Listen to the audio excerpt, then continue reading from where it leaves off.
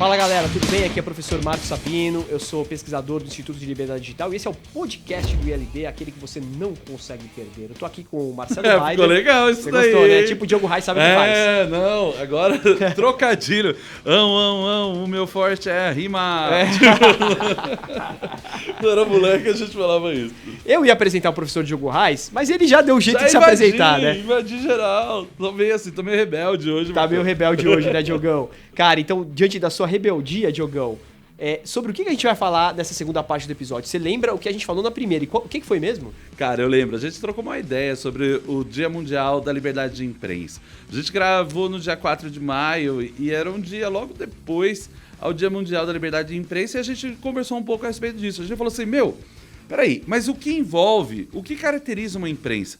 E quando a gente fala em liberdade de imprensa, que tipo de direito tem ali? Então eu falei assim, a gente tem uma mochilinha, coloca os direitos lá dentro. Quais são esses, Marcão? Você explicou um monte de coisa. E eu entendi um monte de coisa que eu não manjava de jeito nenhum. E a ideia agora é fazer um diálogo com algo concreto, que é o relatório de liberdade de imprensa, e a gente entender qual o posicionamento do Brasil e tentar olhar essa flexão. O Brasil tem melhorado, tem piorado? Por quê? Por quem? E eu lembro que a gente ainda deixou um recado, falou assim, a gente vai analisar, por exemplo, perante os ex-presidentes da República. Era Lula, Dilma, Temer e Bolsonaro. A gente pode analisar em razão desses intervalos aí. Eu ainda falei, haters, preparam-se. Terão material farto para odiar a gente, porque a gente vai falar de todo mundo. E eu acho que a ideia é essa, né, Marco? A gente tem zero interesse no podcast para se envolver na polarização. Pelo contrário, o nosso papel aqui é tentar furar a bolha. E para isso, às vezes, a gente apanha de tudo quanto é lado. Mas bora lá. Diga aí, Marcão, fala um pouco sobre esse relatório, a relevância dele e como a gente poderia operar a partir dos seus dados para compreender algumas situações reais do cenário.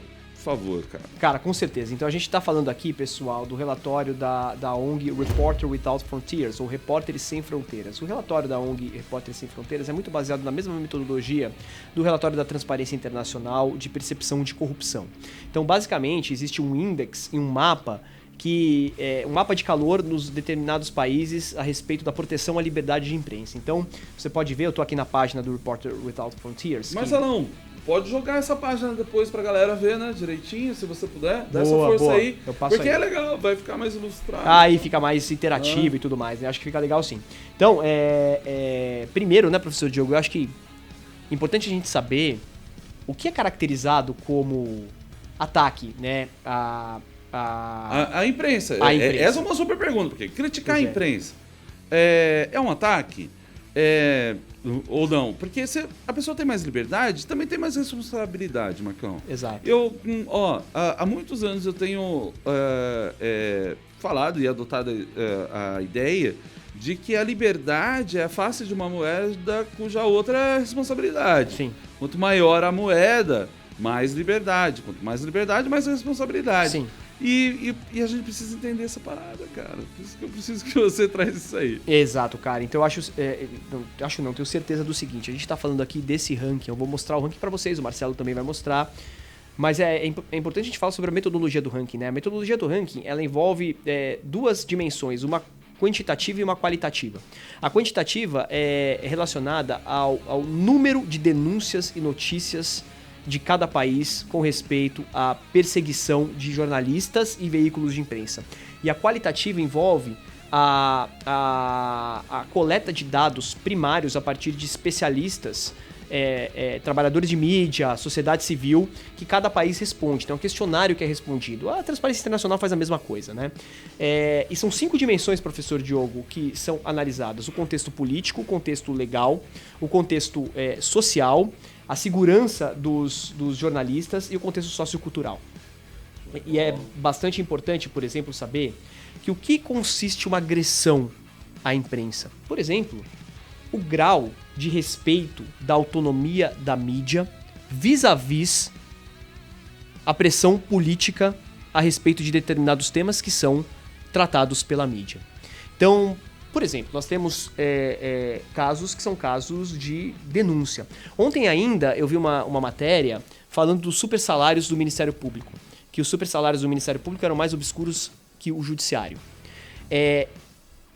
Não estou entrando aqui no mérito da questão, mas o fato... Se é ou não é. Se é ou não é. Se é ou não é, se é super salário ou não é. Notícia, esse conteúdo. É uma notícia sensível, né? Então, qual é o grau de pressão que a imprensa sofre para divulgar uma notícia como essa? Nós sabemos que lá no Sul, né, o jornal Gazeta do Povo, que é o jornal paranaense, divulgou lá no Rio Grande do Sul salários de promotores e juízes e que eles se articularam para processar o jornal em várias localidades. Eles, os magistrados e os promotores.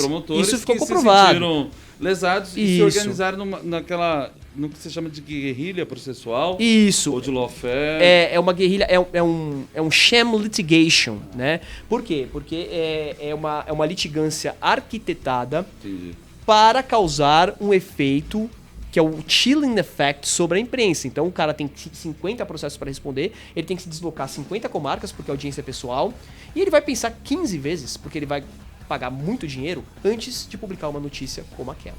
Então esse tipo de situação é uma situação de ataque à imprensa. Dentro de um contexto que é um contexto político, né?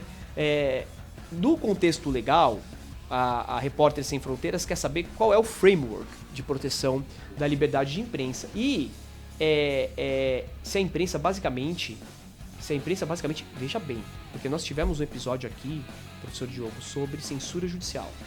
Sim. Veja o que a Repórter Sem Fronteiras diz, o que ela avalia. The degree to which journalists and media are free to work without censorship or judicial sanctions. Ou seja, o grau em que os jornalistas são livres para trabalhar sem censura ou sem sanções judiciais, que na prática são consideradas também como censura, né? No contexto econômico, obviamente, eu sempre gosto de citar aquele artigo do professor Jack Balkin, da Universidade de Yale, New Speech, Old Speech New School, Old School in Speech Regulation, que antes você conseguia sufocar um veículo por meios econômicos e ainda hoje você consegue sufocar esse veículo. Então, por exemplo, se na época que saiu uma capa polêmica da revista Veja, que era metade a face do Lula e metade a face da Dilma, houve uma corrida às bancas de jornal para comprar essa edição, principalmente pelos apoiadores de Dilma e Lula, para fazer o que quisessem com essa edição, mas para impedir que os leitores lessem essa edição. Isso me lembrou muito o que Jack Balkin falou com relação aos jornais. Antes, a censura não precisava ser uma censura... Aliás, ela nunca precisou ser uma censura de você não vai falar. Bastava que, por exemplo, os jornais nos Estados Unidos, aqui em São Paulo, eles também são distribuídos de madrugada.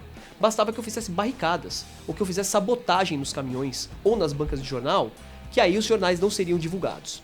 Então, esse contexto é um contexto econômico. Quando o Estado sufoca a imprensa, isso pode caracterizar a censura. Então, isso é muito importante, professor Diogo, quando a gente fala, por exemplo, das regulações à internet que a gente costuma falar. Ou das próprias regulações aos veículos de mídia chamados tradicionais. Porque você pode estar sufocando, e o governo Bolsonaro, de certa forma, ele fez isso. Porque a União parou de anunciar na Rede Globo, isso foi declarado. Ela parou de anunciar na Rede Globo. Parou de anunciar na Rede Globo por uma questão ideológica, porque a Rede Globo ainda é campeã de audiência. Faz sentido anunciar na Rede Globo as políticas do governo, mas isso não é anunciado por uma escolha discricionária do poder público da União. Que vale dizer, Marcão, não, eu entendo, mas vale dizer é competência dele mesmo, né? Só pra não discutir, tipo, a validade do ato, porque cabe ao governo federal escolher onde vai investir. Sem dúvida, mas o fato é desse contexto econômico. Manter, mas a própria fala do presidente diversas vezes aponta que, olha, não será mantido porque, enfim, não é uma boa imprensa, acontece isso e aquilo. Mas eu tô falando só pra explicar que também, por outro lado, o governo federal pode escolher quem pode fazer. Claro, não é? a gente aqui não tá entrando no mérito se a decisão foi certa ou se foi errada. Boa, é isso. A gente tá só falando que essa é uma decisão que impacta para É uma Repórteres Sem forma, Fronteiras. sem dúvida, Né? sem Então essa decisão é considerada sim pro assim Repórteres como o Sem lance da Fronteiras. Veja, que você comentou. Assim como o lance da Veja, Exatamente exatamente. isso. Aí temos os contextos socioculturais, que são relacionados a como a sociedade enxerga a imprensa e protege a imprensa. E as questões de segurança, que são questões de segurança mesmo, né? Questões de segurança, integridade física, integridade psicológica e problemas profissionais. Cara, infelizmente a gente tem visto isso crescer tanto, né, cara? Sem dúvida. Manifestação e em cada circunstância que jornalista, dependendo do veículo que ele virando alvo de porrada, pancadaria e inclusive emboscada mesmo. A gente tem um número alto de homicídios de jornalistas no Brasil. Eu não sei comparado a tantos outros, mas que seja já é muito alto, né? Para falar a verdade, a gente tem aqui dados fresquinhos do relatório. Opa! Então, desde 1º de janeiro no mundo de 2022, foram mortos 27 jornalistas e 2 trabalhadores em veículos de imprensa. E estão na prisão 463 jornalistas e 19 trabalhadores de imprensa no mundo, sendo que no Brasil nós tivemos nós temos a prisão de Paulo César de Andrade Prado, até agora. Ele foi preso em 28 de setembro de 2021. E a morte de Givanildo Oliveira em 7 de fevereiro de 2022. Então são 2 ocorrências no Brasil com relação a esse tipo de violência, nesse aspecto de segurança, o aspecto safety do relatório. E física, né? Porque tem também agressões, provavelmente moral, psicológico. Claro, sem dúvida nenhuma. Então, falando basicamente do relatório, esse relatório é um relatório bastante importante porque a ONU leva bastante em consideração esse relatório para poder tratar com os países membros de políticas de proteção à liberdade de imprensa. E por que a imprensa é importante? A imprensa é importante porque ela trata de assuntos que ninguém tem coragem de tratar. Por isso que ela precisa de independência e autonomia. E por isso que ela precisa ser protegida. Um Estado sem imprensa é um Estado em que só se ouve uma voz. E que as vozes que são vozes dissonantes, elas são sufocadas. Basta você, professor Diogo, você, nosso seguidor, olhar pro mapa da ONG Repórteres Sem Fronteiras, que você vai ver que países como Venezuela, Honduras, Nicarágua, Afeganistão, Irã, China, nesses países cuja democracia é algo que é apenas um sonho, a liberdade de imprensa é horrorosa. Eles estão todos em vermelho no mapa. Ó, vou mostrar aqui pra vocês. Tá vendo aqui, ó? Venezuela, vermelhinho. Venezuela, vermelhinho. Nicarágua, Honduras, Cuba, tudo vermelhinho aqui, ó. Ó, se você passar pra cá, dá uma olhada nisso aqui, ó. Como tirar aqui, o Marcelo do sério? Rússia, olha a Rússia. Tem aqui, ó, Irã, Iraque. Então, assim, pode soltar, Marcelo, obrigado. Depois você vai colocar isso de uma maneira melhor. É que aqui a gente é meio mambembe, né? O cara é um mega produtor de vídeo e tal. Aí o outro pega e enfia o computador na frente da câmera mexendo. Eu tô falando porque com certeza não fica bom. Tá balançando, né? Deve ter ficado uma merda, né? Cara, deve ter ficado uma bosta, mas a gente tem o Marcelo pra curar, mas ele tá passando um dia difícil hoje. Vai por mim! Diogão, na verdade é o seguinte, cara. Desculpa, cara. Eu achei que foi engraçado. Isso um professor amigo meu chapa, professor Luiz Guedes, professor de inovação, um cara foda, ele contou pra mim. Eu achei incrível. Ele falou, Brasil, o que a gente acabou de fazer foi uma gambiarra, né? Exato. E no Brasil, gambiarra toma um sentido pejorativo. Mas na Índia, o cara que faz gambiarra é celebrado. Por quê? Porque o cara fez um negócio para resolver um problema e ele teve criatividade para resolver aquele problema usando dos meios que ele dispunha, que é o que a inovação prega o tempo todo.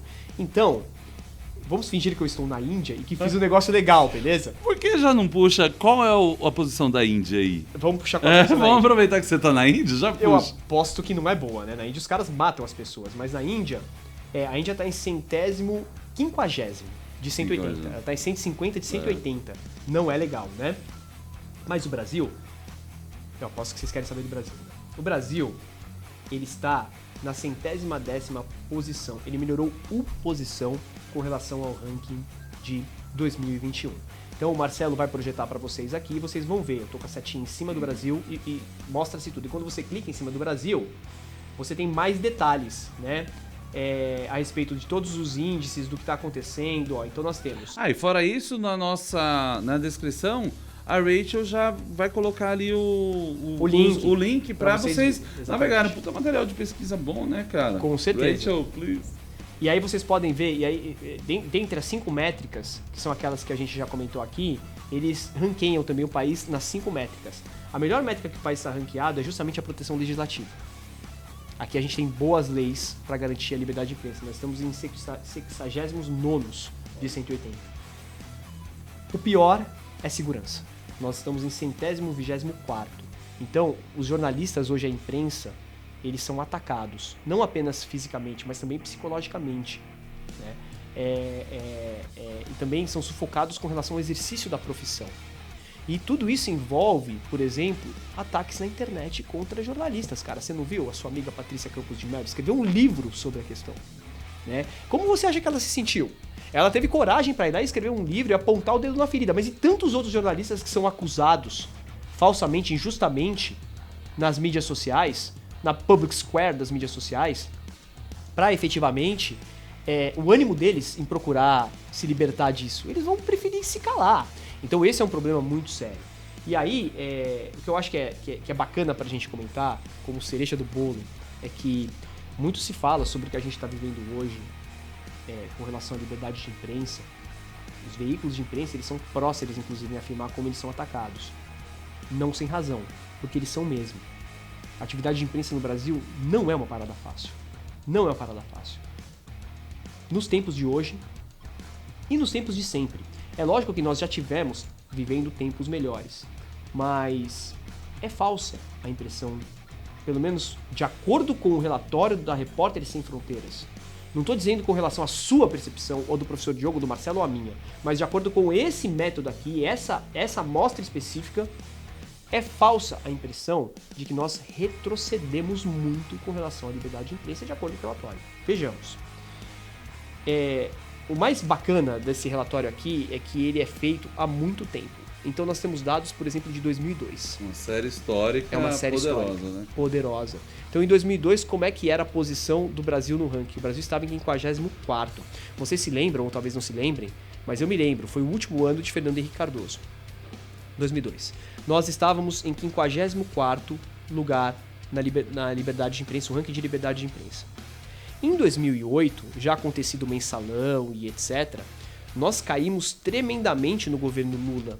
Nós fomos para 82º. Então foi uma queda brutal, né, de 2002 para 2008. Passamos de 54 para 82, ou 54 para 82º no ranking. Em 2014, na época de Dilma Rousseff, mas é importante dizer que em 2010, né, ainda estávamos com o Lula, nós já voltamos para uma posição muito boa, que foi a 58ª. Então é interessante, né? Depois do mensalão a gente cai, a coisa se estabiliza, a gente melhora, né? Em 2014, época de Dilma, nós caímos... Só um ajuste, na verdade 2015 Dilma, porque a eleição é em 2014.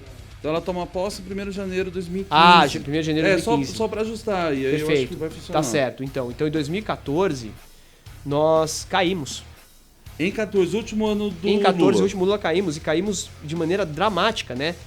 Se comparar 2010 para 2014, foi a maior queda, e foi no governo Lula. Mas estávamos em 111º, a mesma posição do ano passado sob Jair Bolsonaro. Vale um cuidado, talvez, Marco, pra gente ver. Eu não sei se é possível fazer isso rápido enquanto a gente tá falando, mas assim, anos eleitorais e não eleitorais. Me fala aí os anos eleitorais. Todos os anos pares. Então, 2002, 2004, 2006... 2018 foi a última eleição. Para a eleição nacional. 2018? 2018, última eleição nacional. 2018. Para saber se às vezes há um padrão de queda na eleição. Vamos considerar só a nacional, não a municipal. 2018 nós estávamos em 102º. E em 2018? Em 2018. Vamos ver em 2019. Em 2019... Em 2019... Calma aí, está muito ansioso. Em 2019... já fomos para 105º. Talvez a gente não possa fazer essa relação. Talvez não, vamos ver. Mas só um cuidado. 2010 a gente já viu, né? Eu vou até aproveitar e dizer por que esse cuidado. A Google tem um relatório de transparência e um índice de remoção de conteúdo digital era muito relevante para fins de enquadramento da liberdade de expressão digital, da manutenção dos conteúdos digitais. E em anos eleitorais eu encontrei um padrão que chegava a alterar 600% a remoção de conteúdo na internet em razão da lei eleitoral que existia até a época. Então a gente encontrou que talvez não, essa hipótese acabou sendo confirmada, que a legislação eleitoral acabava removendo muito conteúdo da internet e fazia oscilar a posição brasileira perante o relatório de transparência do Google de lá para cima, lá para baixo, e onde a gente chegava perto da Turquia, por exemplo. E aí quando a gente entende esse processo, me parece que a gente consegue analisar os dados com mais certeza, com mais segurança, sabendo que, olha, a eleição realmente influenciou aquele ponto. E aí, enquanto você falava, rolou essa ideia, mas a gente pode ver isso depois. Eu acho que se sustenta aí também ou não. Como aí tem diversas dimensões, talvez não. Exato. Eu acho que essa é uma boa ideia pra gente tratar, pra gente pesquisar efetivamente, mas aqui são várias dimensões. E a gente aqui tá falando de imprensa. E a minha experiência lidando com imprensa, eu atendo alguns veículos, é que, principalmente no judiciário, é que os juízes, eles tendem a remover menos conteúdo de quem é imprensa, que é sabidamente imprensa, do que de quem não é. É de uma certa maneira, um direito que pode estar implícito na mochilinha de direitos da imprensa que a gente falou da outra vez. Exatamente. Então, professor Diogo, eu acho que é basicamente isso. É bom que a gente fique interessado nesse ranking, porque esse é um ranking bastante fidedigno, usado pela ONU, pela Unesco, para tratar sobre liberdade de imprensa e por países em geral, até para implementar políticas públicas. Mas a gente chegou ao fim do podcast, professor Diego. Diego? Quem é o Diego? Professor Márcio. Eu queria agradecer mais uma vez. Professor Marcos. Marcos no plural é muito sutil. Não é não. Isso bate no meu ouvido de uma maneira terrível. Marcos. Mas, professor Diogão, a gente chegou ao fim do podcast, cara. E agora eu tô até errando o nome porque eu tô com muita fome, velho. É 1h da tarde e a gente não comeu ainda. Então, gente, muito obrigado. Queria agradecer vocês por estarem aqui. É legal. Mandem suas críticas, mandem suas sugestões, por favor. Procurem a gente na internet, vocês conseguem achar a gente. Mandem que esse tipo de produto é de vocês. Diogão, cara, muito obrigado mais uma vez por estar aqui e por me fazer mais inteligente a cada vez que a gente se encontra. É isso, cara. Eu que agradeço. Aprendo muito contigo. E, você me falou da fome aí, me fez pensar no seguinte. Pô, a gente podia ser um daqueles famosos que tem recebidos. E que as pessoas mandam coisas pra gente comer enquanto faz o podcast. Uma pizza, de repente, bombom, né? Podia mesmo. Pessoal, valeu. A melhor coisa que a gente pode ter é a audiência e trocar ideia com vocês. Espero que a gente consiga fazer isso por muito, muito tempo. E brigadão por isso aí. Valeu, Marcelo. Valeu, Marco. E valeu vocês aí. Até. Tchau, tchau.